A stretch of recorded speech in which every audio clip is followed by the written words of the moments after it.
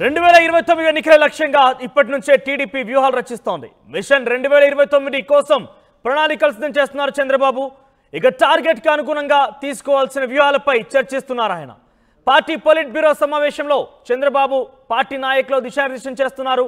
పార్టీని సంస్థాగతంగా బలోపేతం చేసే విషయంపై ఆయన నాయకుల నుంచి అభిప్రాయం సేకరిస్తున్నారు. ఇక విశాఖ స్థానిక సంస్థల ఎమ్మెల్సీ ఎన్నికకు సంబంధించి ఆ తర్వాత నామినేటెడ్ పోస్టులపై అధినేత స్పెషల్గా ఫోకస్ పెట్టారు.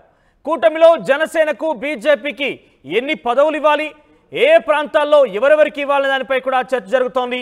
సీనియర్ల అభిప్రాయాలు తీసుకుంటున్నారు చంద్రబాబు. వారం రోజుల్లో మొదటి విడత నామినేటెడ్ పోస్టుల ప్రక్రియ పూర్తి కాబోతోంది. దానికి సంబంధించి కూడా ప్రకటన చేయబోతున్నారు చంద్రబాబు. ఇక 2029 ఎన్నికల్లో అవలంబించాల్సిన తీరు, అప్పటిలోపు ఏ రకంగా పార్టీని బలోపేతం చేయాలనే విషయంపై చంద్రబాబు ఫోకస్ పెట్టారు. ప్రస్తుతం ప్రభుత్వం కొనసాగుతూనే ఉంది. ఇప్పుడే సుమారుగా ఈ ప్రభుత్వం ఏర్పాటే సుమారుగా 2 నెలలు పూర్తయింది, 3 నెలల్లో ప్రస్తుతం గడుస్తోంది. అయితే ఇంతలోనే 2029లో జరిగే ఎన్నికలపైనే ఇప్పటి నుంచే ఆయన ప్రణాళికలు రూపొందిస్తున్నారు. ఇప్పటి నుంచి ఆయన పొలిట్ బ్యూరో సభ్యులతో చర్చిస్తున్నారు. ఒకసారి దీనికి సంబంధించి తాజా సమాచారం మా ప్రతినిధి రాజేష్ అందిస్తారు.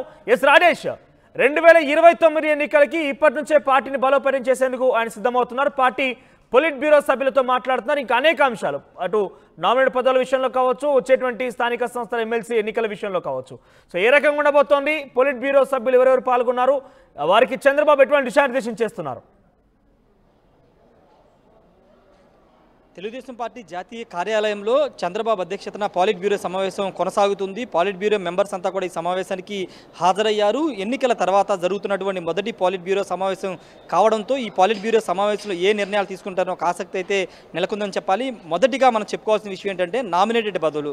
తెలుగుదేశం, జనసేన, బీజేపీ కూటమికి ఉన్న నేపథ్యంలో నామినేటెడ్ పదవులు ఎవరెవరికి ఇవ్వాలనే దానిపైన ఇప్పటికే ఒక అంచనా వచ్చినప్పటికీ, ఏ పార్టీకి ఎంత ఇవ్వాలనే దానిపైన ఒక నిర్ణయానికి వచ్చినప్పటికీ, ఎవరికి ఎంపిక చేయాలనే దానిపైన ఇంకా కసరత్తు పూర్తి చేయాల్సి ఉన్న నేపథ్యంలో ఇప్పుడు తెలుగుదేశం పార్టీ తరఫున నామినేటెడ్ పదవులు ఎవరెవరికి ఇవ్వాలి, కొన్ని కీలకమైనటువంటి పదవులు ఉన్నాయి. టీటీడీ చైర్మన్ కానీ, లేకపోతే కాపు కార్పొరేషన్ కానీ, లేకపోతే ఏపీ ఐఐసి చైర్మన్ సంబంధించి కానీ, లేకపోతే ఏపీ ఎండీసీ చైర్మన్, ఇలా ఆర్టీసీ చైర్మన్, ఇలా చాలా కీలక పదవులు ఉన్నాయి. ఆ పదవులకి ఎవరెవరిని ఎంపిక చేయాలి, జనసేన పార్టీకి ఏ పదవులు ఇవ్వాలి, బీజేపీకి ఏమి ఇవ్వాలి, వాళ్ళు ఏం అడుగుతున్నారు అనే అంశాలన్నిటి కూడా ఈరోజు పాలిట్ బ్యూరో సమావేశంలో చర్చ అయితే సాగుతుంది. ముఖ్యంగా పాలిట్ బ్యూరో సభ్యుల నుంచి చంద్రబాబు నాయుడు కూడా అభిప్రాయాలను తీసుకుంటున్నారు. పార్టీ కోసం కష్టపడిన వాళ్ళకే ప్రాధాన్యత అనేది చంద్రబాబు మొదటి నుంచి చెప్తున్నారు. 5 ఏళ్ల కాలంగా పార్టీని భుజాన మోసిన, పార్టీ జెండాను మోసిన వాళ్ళకి, పార్టీని కేసులు ఎదుర్కొని పార్టీ కోసం కష్టపడిన వారికి ప్రాధాన్యత ఇస్తామని చంద్రబాబు ఇప్పటికే చెప్పారు. జిల్లాల వారికి ఇప్పటికే ఆ ఫీడ్బ్యాక్ తీసుకుని అలాంటి వారిని ఎంపిక చేయాలని ఇప్పటికే చంద్రబాబు వాళ్ళకి సమాచారం ఇచ్చారు. ఈ నేపథ్యంలో ఎవరెవరు పార్టీ కోసం కష్టపడ్డారు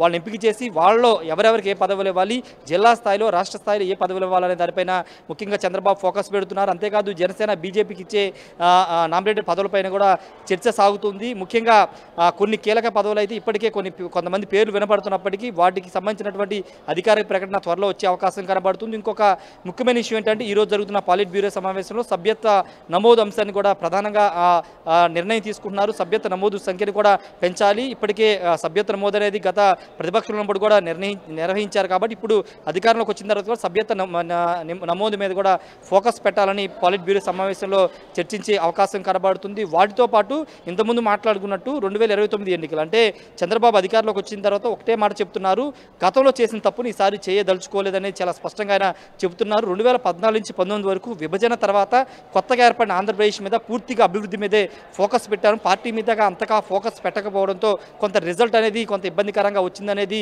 వాళ్ళు కూడా అంగీకరిస్తున్నారు. కాబట్టి ఇప్పుడు అలాంటి తప్పు జరగకోకుండా డే 1 నుంచి అధికారంలోకి వచ్చిన తర్వాత ప్రభుత్వం మీద ఎంత ఫోకస్ పెడతామో పార్టీ మీద కూడా అంతే ఫోకస్ పెట్టి సమాంతరంగా పార్టీని, ప్రభుత్వాన్ని బ్యాలెన్స్ చేసుకుంటూ ముందుకు వెళ్లాలనేది చంద్రబాబు ఆలోచన కనబడుతుంది. ఎక్కడా కూడా పార్టీని బలహీనపరిచే విధంగా, పార్టీని విస్మరించే విధంగా అభ్యర్థి ప్రకటించే అవకాశం కనబడుతోందా?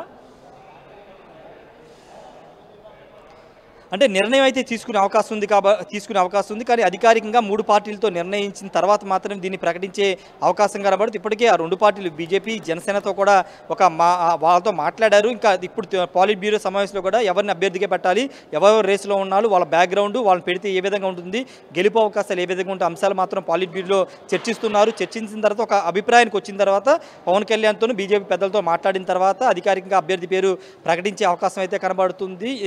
ఇక కొన్ని కీలక అంశాలు పార్టీకి సంబంధించినటువంటి అంశాలు కొంతమందికి ఎవరైనా పదవుల విషయంలో ఎవరైనా ఇబ్బందికరంగా మాన లేకపోతే ఆశావాహనులు ఎక్కువ మంది ఉన్నారు కాబట్టి వాళ్ళకి పదవులు రాకపోయినా వాళ్ళు పార్టీ కోసం పనిచేయాలి, భవిష్యత్తులో వాళ్ళకి పార్టీ అండగా ఉంటుందన్న ఒక అభిప్రాయాన్ని మెసేజ్ని పంపాలని పాలిట్ బ్యూరో సభ్యులకైతే చంద్రబాబు చెప్తున్నారు. కాబట్టి పార్టీని బ్యాలెన్స్ చేసుకోవాల్సిన అవసరం ఉందనేది చంద్రబాబు అభిప్రాయం. ఇదే అంశాలు ఇప్పుడు పాలిట్ బ్యూరోలో కూడా చర్చిస్తున్నారు. జిల్లాల వారీగా పార్టీ అధ్యక్షులకు సంబంధించిగా లేకపోతే అక్కడ ఉన్న ఇన్ఛార్జీల విషయంలో కూడా మార్పులు చేర్పులు చేపట్టాలని భావిస్తున్నారు. కాబట్టి వాటి మీద కూడా పాలిట్ బ్యూరో సమావేశంలో చర్చ జరుగుతుంది. మనోజ్.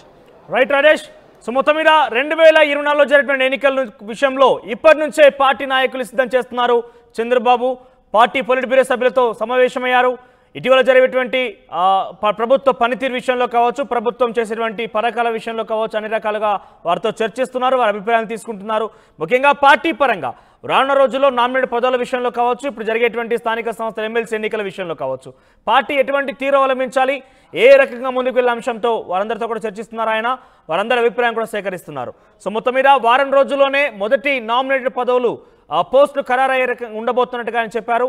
అయితే పార్టీలో మాత్రం అందరికీ చాలా కీలక పాత్ర ఉంటుంది. ప్రభుత్వంలో వారికి పదవులు వచ్చినా రాకపోయినా పార్టీ వారిని ఆదుకుంటుంది, వారి పక్షాన్ని నిలుస్తుందంటూ కూడా చంద్రబాబు చెప్తున్నారు.